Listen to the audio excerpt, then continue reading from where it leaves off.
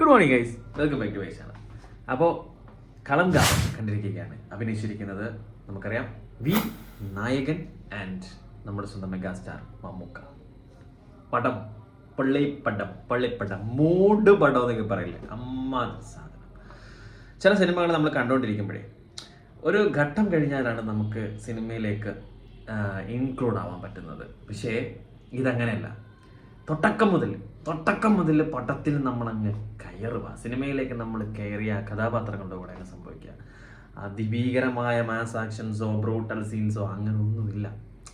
Cinema ഒരു മൈൽഡായിട്ട് പോവുകയാണ്, ഒരു ദുരൂഹത. അടുത്ത ഇനി മമ്മൂക്ക എന്താണ് ചെയ്യാൻ പോകുന്നത് എന്നാ നോക്കി നമ്മൾ മമ്മൂക്കയുടെ കൂടെ ഇങ്ങനെ പോകും.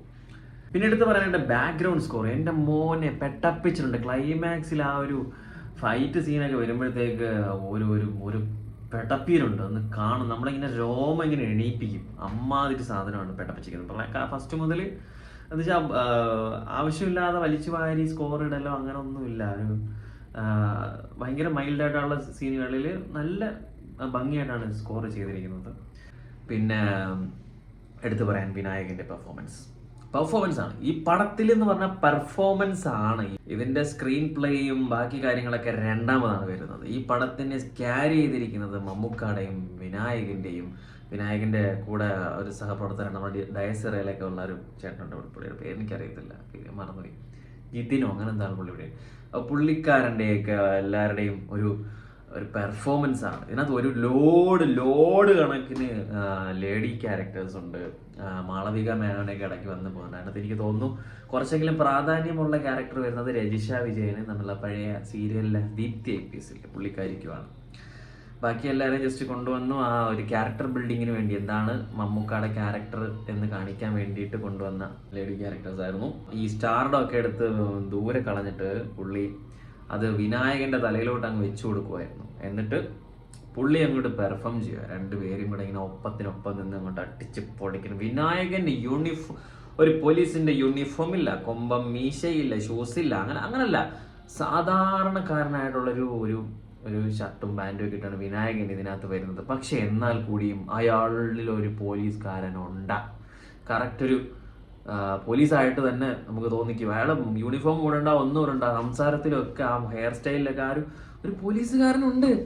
അത്ര ആ ഡ്യൂട്ടി ചെയ്യുന്ന രീതി, സംസാരിക്കുന്ന രീതി, ഓരോ വീടുകളിൽ ചെന്നിട്ട് അവിടുത്തെ ആൾക്കാരോട് എൻക്വയറി നടത്തുന്ന രീതിയൊക്കെ കണ്ടു കഴിഞ്ഞാൽ വിനായകൻ, നമ്മൾ ജയിലറിൽ കണ്ട വിനായകൻ അല്ല ഇതിനകത്ത്. അതാണ് ക്യാരക്ടറിന്റെ ചേഞ്ച് എന്ന് പറയുന്നത്. മമ്മൂക്ക എന്ന് പറഞ്ഞാൽ ഇത് ബ്രഹ്മയുഗ ആ സാധനമല്ല, അത് വേറൊരു ജോണർ വില്ലൻ, ഇത് വേറൊരു ജോണർ. ഇതൊരു കസബ മമ്മൂട്ടിയുടെ കസബ എന്നല്ലേ എൻ്റെ പേര്, കസബ. ഒരു സ്ത്രീലമ്പടനായിട്ടുള്ള അതിനകത്ത് മമ്മൂക്ക ഇടയ്ക്കിടയ്ക്കിരുന്ന് വരുന്നൊരു ചുണ്ട് കടിച്ചുള്ളൊരു നോട്ട സംഭവത്തില് അത് ഇതിനകത്ത് ഭയങ്കര എക്സ്റ്റെൻഡഡ് ആയിട്ടാണ് കാണിച്ചിരിക്കുന്നത്. ഒരുപാട് എടുത്തു പറയാനുള്ള ഒരുപാട് സീനുകളുണ്ട്. പിന്നെ അതിനകത്ത് ഒരു ഇന്റർവെല്ലിന് മുമ്പ് മമ്മൂക്കയുടെ ക്യാരക്ടറിന്റെ ഒരു റിവീലിങ് കാര്യങ്ങളൊക്കെ വരുന്നത്. ഇന്റർവെൽ പഞ്ചൊക്കെ നന്നായിട്ടുണ്ട്, അടിപൊളിയായിരുന്നു. പിന്നെ അത് കഴിഞ്ഞ് വരുമ്പോഴത്തേക്ക് ക്ലൈമാക്സിലോട്ട് വരുമ്പോഴത്തേക്ക് എനിക്ക് കത്തി ഒരുവിധം എവിടെയാണ് ആ ഒരു ട്വിസ്റ്റ് നടന്നിരിക്കുന്നതെന്ന് എനിക്ക് മനസ്സിലായി. മറ്റുള്ളവർക്ക് മനസ്സിലാക്കുമോ എന്ന് എനിക്കറിയില്ല. പക്ഷെ എനിക്ക് അവിടെ ഒരു ഡൗട്ട് തോന്നി. എനിക്ക് മനസ്സിലായി എന്ന് കൺഫേം ആയിട്ടില്ലായിരുന്നു, പക്ഷെ എനിക്കൊരു ഡൗട്ട് തോന്നി അവിടെ അത് സംഭവിച്ചിട്ടുണ്ടാവും എന്ന് എനിക്ക് തോന്നിയിരുന്നു. ക്ലൈമാക്സിലേക്ക് വരുമ്പോഴത്തേക്ക് കുറച്ചും കൂടെ ബ്രൂട്ടലായിട്ട് ആ ഒരു വില്ലന്റെ എക്സിറ്റ് നടത്താമായിരുന്നു എന്ന് തോന്നി. പെട്ടെന്ന് തീർന്നു പോയ പോലെ ഒരു ഫീല് തോന്നി. ഇത്രയൊക്കെ ഒരു തെറ്റ് ചെയ്യുന്ന ഒരാളെ അങ്ങ് പെട്ടെന്ന് തീർത്ത് കളഞ്ഞതിൽ എനിക്കൊരു ചെറിയ വിഷമം തോന്നി. കുറച്ചും കൂടെ ഒക്കെ ബ്രൂട്ടലായിട്ട് അത് ചെയ്യാമായിരുന്നു.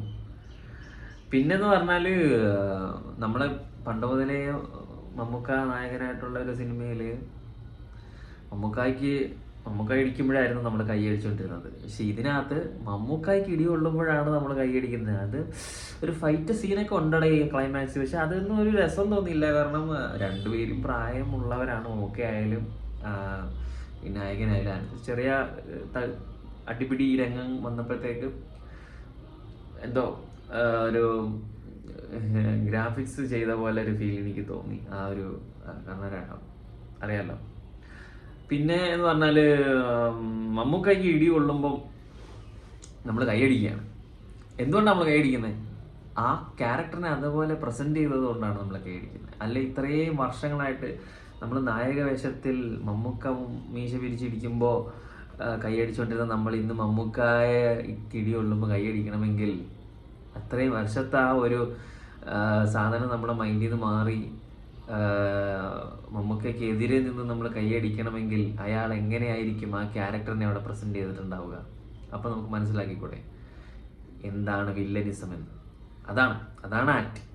പിന്നെന്ന് പറഞ്ഞാൽ വാവ് ആയിട്ട് പറയാൻ വേണ്ടിയുള്ള സീനുകളൊന്നുമില്ല. എല്ലാം വാവ് ആയിട്ട് പറയാനാണ് ഇതിനകത്ത് പെർഫോമൻസ് മാത്രമാണ്. ഈ മമ്മൂക്കാടെ വിനായകൻ്റെ പെർഫോമൻസ് ആണ് ഇതിനകത്ത്. അവരുടെ നല്ല എല്ലാവരുടെയും നല്ല performance. Anyway, thank you for watching my videos.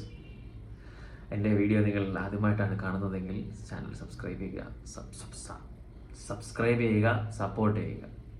Thanks സ്ലീപ്പൊക്കെ വരുന്നത്. അപ്പം ശരി, ബൈ ബൈ.